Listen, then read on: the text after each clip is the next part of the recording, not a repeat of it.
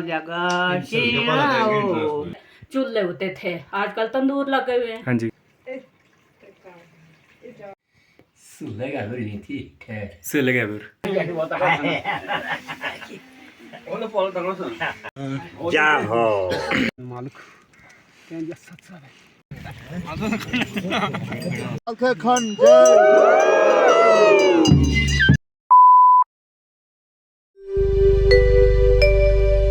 Hello everyone, तो आज के इस व्लॉग की शुरुआत मेरे घर से हो रही है। बेसिकली महाशिवरात्रि वाला व्लॉग और ये वाला व्लॉग आपस में कनेक्ट है, क्योंकि पिछले कल महाशिवरात्रि थी और आज से जुकारू शुरू है। आज सिल मेला है, कल पड़ीद मेला है। तो मैं अपने बरामदे से अभी जो है व्लॉग बना रहा हूँ, क्योंकि बाहर बहुत तेज़ बर्फबारी हो रही है। मैं आपको दिखाता हूँ। आज से हमारे पांगी में सबसे बेहतरीन मेलों में से एक जुकारू उत्सव शुरू होने वाला है। आज सिल मेला है, इसे आप जुकारूज ईव भी कह सकते हैं, क्योंकि आज शाम से जो है जुकारू की तैयारियां शुरू कर दी जाएगी। आज के दिन सुबह सुबह घरों में मंडे पकाए जाते हैं। तो क्या है ये त्यौहार, क्या है इसके पीछे की मान्यताएं, कब से ये मनाया जा रहा है और क्या इसमें कोई बदलाव आया है? इन्हीं सभी सवालों के साथ हम चल पड़े थे कुछ बुज़ुर्गों से बातचीत करने। लेकिन उससे पहले बाहर बहुत ज़ोरों की बर्फबारी हो रही थी और घर में पानी भी ख़त्म हो गया था। जा रहे हैं पानी लेने के लिए, क्योंकि सर्दियों में यहाँ पे बहुत दिक्कत रहती है पानी की। पनियारे से लाना पड़ता है पानी, क्योंकि पाइपें सारी जाम हो जाती है। और आप देख सकते हो मेरा छोटा सा साथी, हेलो, ये साथी में चलता है मेरे। जिस रफ्तार से बर्फ़ पड़ रही थी उससे एक बात तो बहुत ही स्पष्ट हो चली थी कि आगे का सफ़र बहुत ही मुश्किलों भरा होने वाला है। रात भर से लगातार हो रही बर्फबारी के कारण तापमान काफ़ी नीचे आ चुका था। अभी का तापमान लगभग -5 से 6 डिग्री तक है। ऐसी बर्फबारी में लोग बहुत कम ही बाहर निकलते हैं, लेकिन आज हमारा सबसे महत्वपूर्ण एवं प्रमुख त्यौहार जुकारू उत्सव है, जिस कारण लोगों को त्योहारों के लिए सामान खरीदने के लिए व्यवस्थापूर्ण भाव से भी बाज़ार जाना ही पड़ता है। तो हमने अभी घर में पानी छोड़ा, अब हम मित्तल के घर जा रहे हैं, क्योंकि वहाँ पे हमने फ़ोन चार्ज करना है। और हमारे यहाँ तो सर्दियों में सबसे बड़ी दिक्कत होती है लाइट की। तो हमारे घर में तो इन्वर्टर था नहीं, तो हमने सोचा मित्तल के घर जाके वहाँ पे थोड़ा फ़ोन चार्ज कर लिया जाए और अंकल जी से और आंटी जी से थोड़ी बातें भी कर ली जाए। वहाँ पे पहुँचते ही सबसे पहले मित्तल जी ने बनाई हमारे लिए चाय, क्योंकि बहुत ज़्यादा ठंड हो रही थी और बर्फ़बारी की वजह से हमारे कपड़े भी गीले हो चुके थे। वॉन्ट बिलीव कितनी ज़ोर से अभी बर्फबारी हो रही है, और बर्फ़ का जो साइज़ है, जो बर्फ़ के स्नो लेट्स आ रहे हैं, उसका साइज़ लगभग इतना है गाइस। और मेरा कैमरा शायद वो दिखा नहीं पाएगा, फिर भी I will try my best. अब बर्फ़ ने जो है वो रौद्र रूप ले लिया था और बहुत ही ज़ोरों के साथ बर्फबारी हो रही थी। तेज़ बर्फबारी हो रही है और लेंटर पे बर्फ़ पड़ चुकी है। तो अभी मैं और मित्तल जा रहे हैं बर्फ़ निकालने के लिए। हिमालय की गोद में बसे हमारे स्वर्ग से लगने वाले पांगी घाटी में सर्दियों में ज़िंदगी की रफ्तार थोड़ी धीमी हो जाती है, क्योंकि इस दौरान यहाँ पे बिजली की, नेटवर्क की और सड़कों के ख़राब होने के कारण वाहनों की आवाजाही भी बंद हो जाती है। और तंदूर तो यहाँ पे सर्दियों में जीवन का एक अभिन्न अंग बन जाता है, जिसके बिना इतनी टफ़ कंडीशंस में सर्वाइव करना बहुत ही मुश्किल होता है। और बाहर बर्फबारी रुकने का नाम ही नहीं ले रही थी, तो हमने सोचा थोड़ी देर गिटार पकड़ के जैमिंग की जाए। अभी हम मित्तल के रूम में बैठे हैं, सोचा थोड़ी देर जैम कर लें और इसके बाद हम जाएंगे मेरे घर। वहाँ पे हमने पहले लेंटर निकालना है, उसके बाद शाम को जाएंगे करेल, जहाँ पे सारे रिचुअल सिल मेले के किए जाएंगे। तो फिलहाल के लिए हम कर रहे हैं जैम। थोड़ी देर जैमिंग करने के बाद अब हम चल पड़े थे अपने घर की ओर, क्योंकि ये बर्फबारी काफ़ी तेज़ हो चुकी थी। कैन यू बिलीव इट, अभी यहाँ पे लगभग 1.5 फीट तक बर्फ़ हो चुकी है। 1.5 से 2 फीट के करीब यहाँ पे बर्फ़ हो चुकी है, क्योंकि बर्फबारी रुक ही नहीं रही है। तो अब यहाँ से हम जाएंगे घर। पहले हमने निकालना है हमारा लेंटर, उसके बाद जाएंगे हम करेल। एंड सांस इसलिए फूट रही है क्योंकि ठंड काफ़ी ज़्यादा है और बर्फ़ में चलने में काफ़ी ज़्यादा एनर्जी ड्रेन होती है। So we have to go, let's go. देखते ही देखते पूरी पांगी घाटी में बर्फ़ की सफ़ेद चादर फैल चुकी थी। अब घर पहुंचते ही हमारे लिए सबसे बड़ा चैलेंज था समय पे बर्फ़ निकालना, क्योंकि हमें सही समय पे करेल गांव पहुंच के सारे के सारे रिचुअल्स कवर भी करने थे। This is our life, it's too tough and it's too adventurous. बहुत मज़ा आता है हमारी ज़िंदगी में। हम पंगवाल्स को तो कुछ करने की ज़रूरत ही नहीं है, हमारी आम जिंदगी एक एडवेंचर से कम नहीं है। तो हमने निकाल दिया हमारा लेंटर, मैं आपको दिखाता हूँ। छत के ऊपर से बर्फ़ हटाने के बाद अब हम चल पड़े थे करेल गांव की ओर, जहाँ पे हमने वहाँ के स्थानीय नागरिकों से एवं बुज़ुर्गों से जानना था इस त्यौहार के बारे में, इसकी मान्यता के बारे में। पहले तो हमने वहाँ पे कुछ लोगों की मदद की छत के ऊपर से बर्फ़ हटाने में, क्योंकि बर्फ़ बहुत ज़्यादा थी। तो अभी हम अंदर आ चुके हैं मामा जी की कोठी में, और यहाँ पे मामा जी से इंटरेक्शन करते हैं और उनसे पूछते हैं कि इस त्यौहार की इनके लिए क्या मान्यताएं हैं और क्या क्या खुशियाँ और कैसे कैसे अवसर लेके आता है त्यौहार इनके लिए। नमस्कार महाराज। तो मामा जी पहले तो ये बताइए कि इस त्यौहार की आपके लिए क्या मान्यताएं हैं। इस त्यौहार के लिए हमारा आज सुबह है ना। हाँ जी। सुबह से आज हैं ता आज मतलब सिलसिले में पहला फिलहाल ता तस्क्यां उपरांत थस बदराजा बुधराजा मतलब क्यों होता है? बदराजा मतलब कोई आपको मतलब की माता ही से तसे सेवा करता था उनसे मतलब हैं डेली भी बरकत देती ता से मतलब हैं रीति रिवाज हैं पुराने बाप दादू पड़ोसी। तो अभी मामी जी जो है बदराजा बना रही हैं, जो कि अभी मामू ने बताया था कि बदराजा यहाँ पे एक देवता होता है जो रक्षा करता है ताकि उनकी गाय जो हमेशा दूध दे और इनके पशु जो है खूब फले और घर में समृद्धि आए। बदराजा की आकृति बनाने के बाद बदराजा को जो है पूजा जाता है और साथ में उन्हें घी और मंडे के साथ भोग लगाया जाता है। शुरुआती रिचुअल्स करने के बाद हम जाते हैं बाकी लोगों से मिलने के लिए। तो ये मेरे छोटे मामा हैं और ये हैं मेरे मामी जी और ये मेरे भैया हैं, और अभी जो आप वीडियो में बच्ची देख रहे हैं ये मेरी दीदी की बेटी है। अनफॉर्चुनेटली मेरी दीदी अब इस दुनिया में नहीं है, तो ये उनके हस्बैंड है और ये उनका छोटा सा बेबी है। और ये है मेरे भैया के बच्चे, इनका नाम है अयांश एंड अवनी। नाना आप जी तुस आता सामने क्या जुगाड़ मनाते हो से ना तस टाइम स्वा डंग शींतत वो टाइम जी है ना, इस टाइम ता डंगे नहीं शींता आज टाइम चल लगा है कई शुआई जाएगा कई वर्षा भी में यूं थी ना फसल बाड़ी कुछ ना। हाँ जी। तो पहला क्या सब कुछ तो जुगाड़ मनाने तरीके के अंदर कोई फर्क हो सना तस टाइम क्या इस टाइम तक जुगाड़ पर को रस्म और छावारा नाचत खेलत प्यार के बुश्तत ताम खात अब सगाल नहीं था सभी के सब जगह के की आंट तो जी सार पांगे है नगरा है खास ना तो जाल क्या है जी। तो जुगाड़ मतलब की होता है एक्चुअली जिकारो मतलब मीठा दर सालों बाद वर्षा कम होता यूं था भाई बर्फ पड़ती थी मांग कोई बस्तियाँ तो नहीं बिजली नहीं लाइट नहीं अंधेरे बुश्तत जागनी बाटत मस्पाल और की मस्पाल। हाँ जी। हाँ नमस्ते मैम। नमस्ते जी। ठीक से तुस ठीक सी ता ऐसा तू आशीर्वाद ऐसा हो तो ठीक है सा अब जी सल से आज शुरू पड़ी तो अब जी पहले ज़माने के तो जुगाड़ मनाते हो से है ना, पहले तो जुगाड़ मनाते है अब जो जुगाड़ मनाता है दस की फर्क हो सो पहला दिख बाहर खाता अब है बाहर पीने।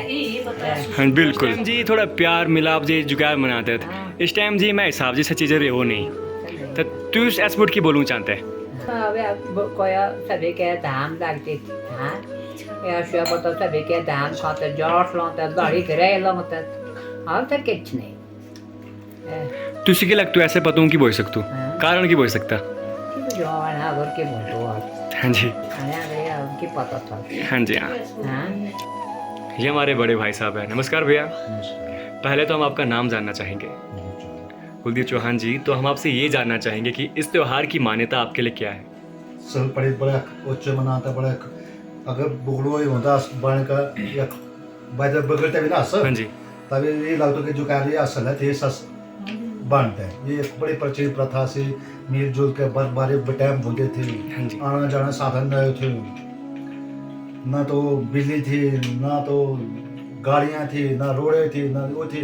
बड़े जो बुजुर्ग होते थे बड़े हाँ जी सर पड़े बड़े सर बड़े क्या पता किस हिसाब से बनाया, बड़े टफ लाइफ थी और एक दूसरे से मिलने जो कोई चीज जो भी हैं रिश्तेदार आस पड़ोस जो भी है एक बड़े हैं जो कल्चर से ये सब पड़े मनाते हैं। हाँ जी। बड़े भाभी जी हैं। नमस्कार भाभी जी, नमस्कार जी। कैसे हैं आप?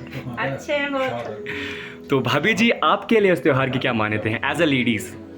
बहुत मायने रखता है पहले त्योहार। हाँ जी ये बुजुर्गों का त्योहार है, ये आजकल खत्म हो रहा है। हमें नहीं चाहते इस प्रथा को ये खत्म हो जाए, हम ऐसा चाहते कि ये बढ़ चढ़ का ये प्रथा खत्म हो रहा है मतलब वह सब काम कर रहे हैं लोग। हाँ जी। नहीं तो पहले चलता था, क्योंकि हमारे यहाँ पर सील की वो डालते थे, सारा लिखते थे त्योहार में, सारा कुछ करते थे, ऊपर लिखते थे। अब वो बिल्कुल थोड़ा कम हो गया, हाँ जी। क्योंकि घरों की चेंजिंग कम हो रही है, अच्छे घर बन रहे हैं। पुराने घर होते थे वहाँ पर अच्छा होता, तो उस पर लिखकर अच्छी बनती थी, हाँ जी। कढ़ाई अच्छी बनती थी। हाँ जी इस जमाने में अब नए नए मकान बन रहे हैं, बिल्कुल कम कर रहे हैं। हाँ जी हम चाहते हैं कि ये प्रथा और ज्यादा बढ़े, जी पर लोग थोड़ा कम हो रहा है। मतलब लोग पुराने रीति रिवाज हाँ, अपनाएं, थोड़ा अपने कम पुराने करें। घरों को हाँ, बचा के हाँ रखें। जी, बिल्कुल सेफ जी। रखें। नहीं तो पहले के सील जमाने में ऐसा होता था, आजकल हमारे चूल्हे होते थे, आजकल तंदूर लगे हुए हैं। हाँ जी नहीं तो चूल्हे होते थे मिट्टी के, उसके ऊपर बाटू चढ़ा होता था। हमारे बुजुर्गों का रिवाज आता, उस पत्थर का मन होता था, हाँ जी उसके मीट चढ़ाया होता था, 5-6 दिन वही चलता था। आज का इस जमाने में कुछ नहीं हो, सब कुछ हाँ जी थोड़ा लाते हो बस, कुकर में स्टीम लगा के खा जाते हैं। क्या बात है भाभी हाँ, जी। वही है। ये आप देख सकते हैं, आप सभी को लग रहा होगा कि ये अल्कोहल कंज्यूम कर रहे हैं। बेसिकली ये जो आप देख सकते हैं ये हमारे कल्चर का पार्ट है, इसके बिना हमारा कल्चर अधूरा है, क्योंकि हमारे यहाँ पे जो ज्योग्राफिकल कंडीशंस है वो इतनी टफ और चैलेंजिंग है कि यहाँ पे इन चीज़ों की ज़रूरत पड़ती है। बहुत ही बेहतरीन तरीके से लोगों ने यहाँ पे अपने भाव स्पष्ट किए। इसके बाद हमने सुना हमारे प्यारे मामा जी से एक पंगवाली लोकगीत।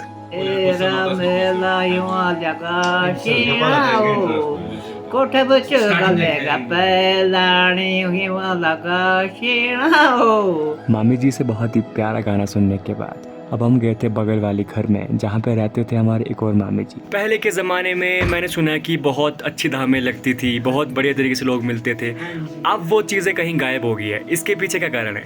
क्या करना, अभी सब सेठ हो गए, करोड़पति हो गए, पैसे की वजह से सब सेठ हो गए भाई, जी। करोड़पति हो गए, उनको अपने उतना खाने पीने का।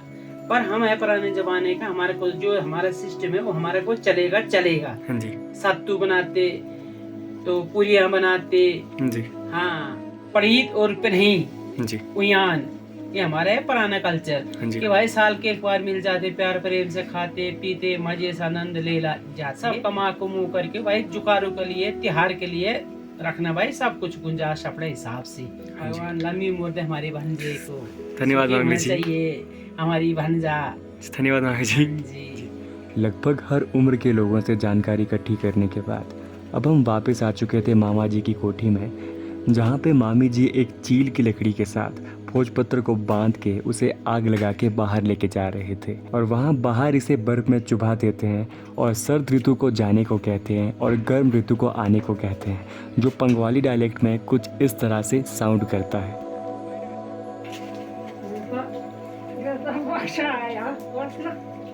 जैसे ही हम बाहर से ये रिचुअल निभा के आ रहे थे, तब तक अंदर मामा जी प्रिपरेशन कर रहे थे छत के ऊपर सिल और सिलहुन डालने की। सिल और सिलहुन हमारे यहाँ पे जो ट्रेडिशनल तरीके से छतों पे लिखा जाता है, जिसमें सूर्य, चांद, सितारे और बहुत सारी चीज़ें क्राफ्ट की जाती है। पहले छोग मुदत अच्छा मतलब शोकुश मुदत उस पर घाड़तत तो पे ऐसे टन करतत बस इवेंट पोहाल है ना बहुत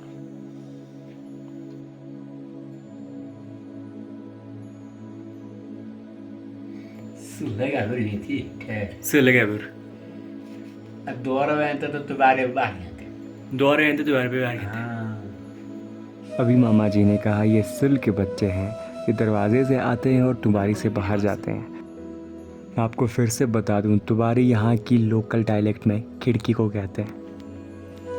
जैसे ही 9:30 हुए तो हम भी चले गए थे रेस्ट करने के लिए, क्योंकि हमें वापस से सुबह 4:30 बजे उठना था। Finally on bed and it's time to say good night. और खाना खाते हुए नहीं दिखा सका क्योंकि खाना खाया ही नहीं है क्योंकि बिज़ी रह गए थे सुबह से लेके अभी तक, बहुत ही ज़्यादा काम था। 4 बार तो हमने लेंटर निकाला गाइस, तो ना नहीं कर सकते थे किसी को क्योंकि सब अपने हैं। और अभी we have to take a good sleep क्योंकि सुबह एनर्जी के साथ उठना है और आप सबके लिए बरीद मेले की प्योरिटी और बरीद मेले के जो है महत्व को, मेले के महत्व को सॉरी आप सबके सामने प्रेजेंट करना है। It's time to say good night.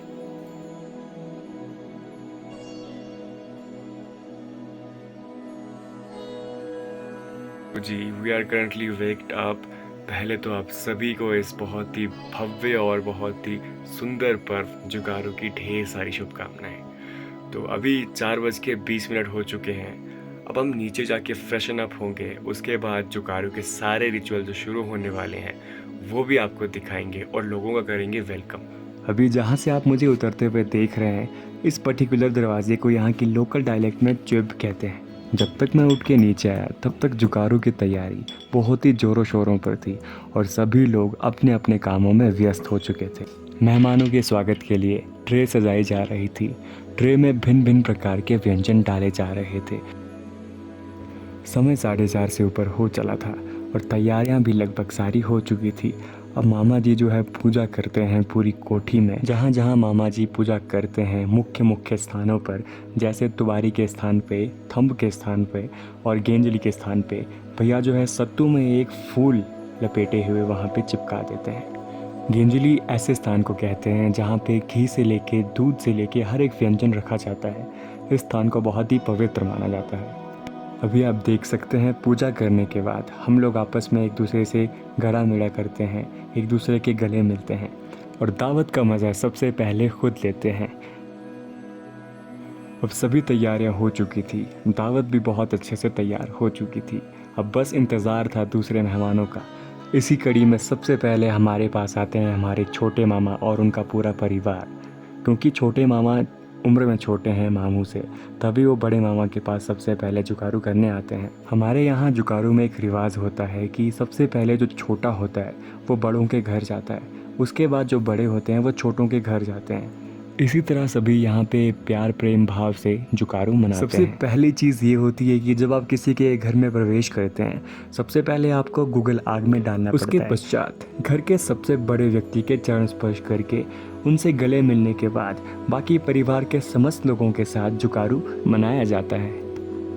इस त्यौहार की यही तो खूबसूरती है, यही तो पवित्रता है इस त्यौहार की। आज के दिन न जाने कितने बैर कितने द्वेष सब गले मिलके ख़त्म कर दिए जाते हैं और आज के दिन सभी एक ही जगह पे इकट्ठे होके एक दूसरे का हालचाल पूछते हैं और एक दूसरे को आगे बढ़ने की हिम्मत देते हैं। तो चलिए हम भी लुत्फ़ उठाते हैं इस बहुत ही भव्य और बहुत ही पवित्र त्यौहार का एक मनमोहक पुराने गीत के साथ।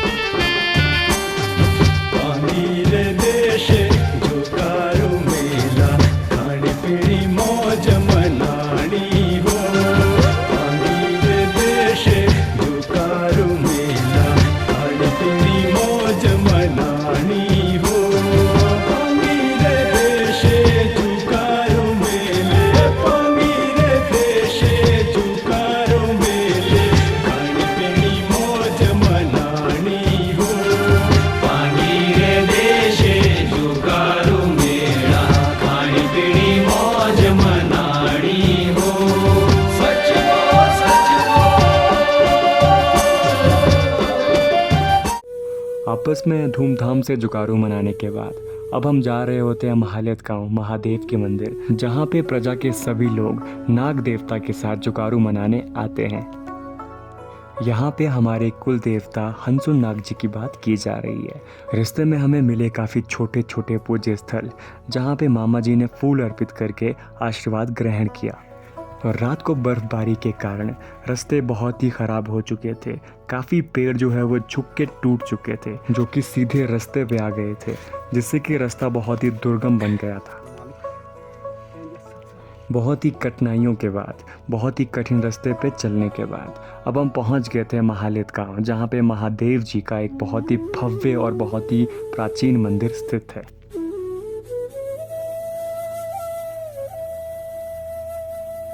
हमारे पहुंचने तक यहाँ पे प्रजामंडल के सभी लोग उपस्थित हो चुके थे। पुजारी जी एवं प्रजामंडल के मुख्य लोग, जिसे पंगवाली डायलेक्ट में कारखानी कहते हैं, वो भी यहाँ पे आ चुके थे। हमारे वहाँ आने से पहले लगभग मंदिर का पूरा प्रांगण भर चुका था।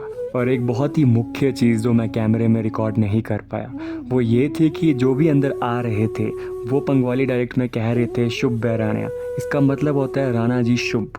और अंदर जितने भी लोग थे वो कह रहे थे शौगुन जी। शौगुन बंगाली डायलेक्ट में शगुन जी को कहते हैं।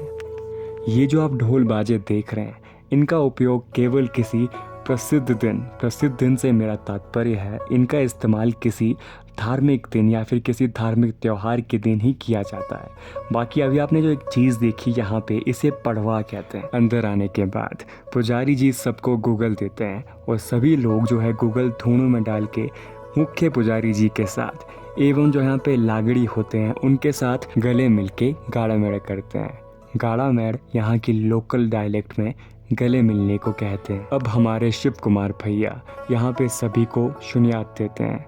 शुनियात उसे कहा जाता है जब आप किसी त्यौहार के दिन यहाँ पे आते हो तो वहाँ पे जो आपको सबसे पहली चीज़ सर्व की जाती है उसे शुनियात कहते हैं। तो हमें यहाँ पे दिए गए घी वाले मंडे जिसे कि हमने शुनियात के रूप में ग्रहण किया। शुनियात ग्रहण करने के बाद प्रजा के सभी लोग मंदिर की छत पे जाते हैं जहाँ पे आगे के धार्मिक अनुष्ठान होने थे। सबसे आगे आगे हमारे पुजारी जी चलते हैं जिनके एक हाथ में धून और दूसरे हाथ में घंटी होती है। फिर उनके पीछे पीछे बाकी प्रजा के लोग भी छत के ऊपर जाते हैं।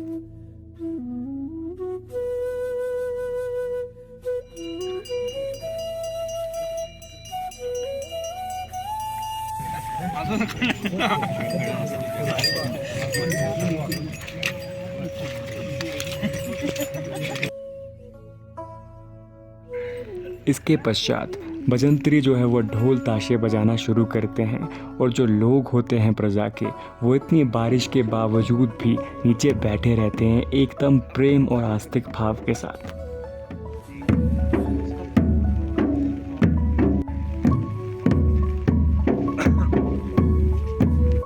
तापमान में लगातार गिरावट होते जा रही थी, फिर भी लोग वहीं पूरी दृढ़ता के साथ, पूरे संघर्ष के साथ एवं अपनी संस्कृति के लिए समर्पण के साथ डटे हुए थे।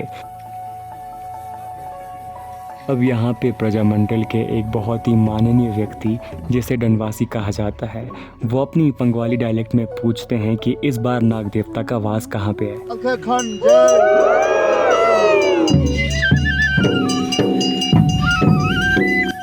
तो ये हमारी डायलेक्ट में कहते हैं इस बार नाग देवता का वास चौकी बाज़ार में है। तो अभी सब लोग यहाँ से माता कुटासिनी के मंदिर जो कि चौकी बाज़ार में स्थित है वहाँ तक ढोल नगाड़े बजाते ही जाएंगे। यहाँ पे सभी धार्मिक अनुष्ठान पूरे करने के बाद सभी लोग आपस में गड़ा मेड़ा करते हैं और यहाँ से फिर चल देते हैं माता कुटासिनी की मंदिर की ओर।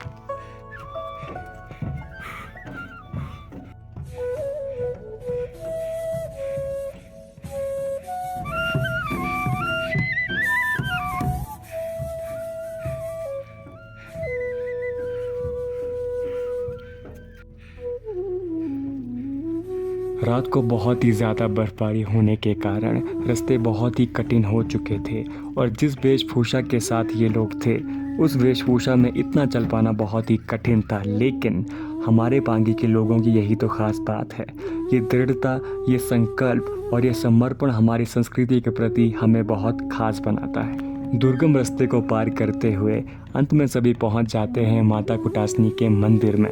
यहाँ पे पहुंचने के बाद सबसे पहले पुजारी जी सत्तू को एक फूल के साथ इकट्ठा करके दरवाजे पे लगाते हैं।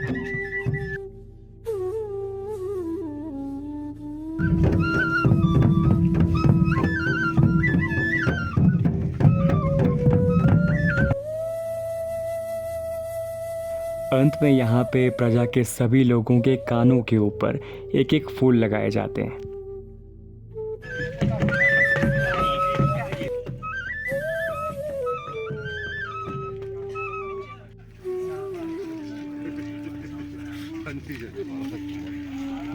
So guys, consider this as the end of this vlog. मिलते हैं पार्ट 2 में। मैं ज़्यादा कुछ नहीं कहूँगा, कुछ कहने लायक रह ही नहीं गया हूँ। तबीयत हालत सब ख़राब हो चुकी है। Signing out.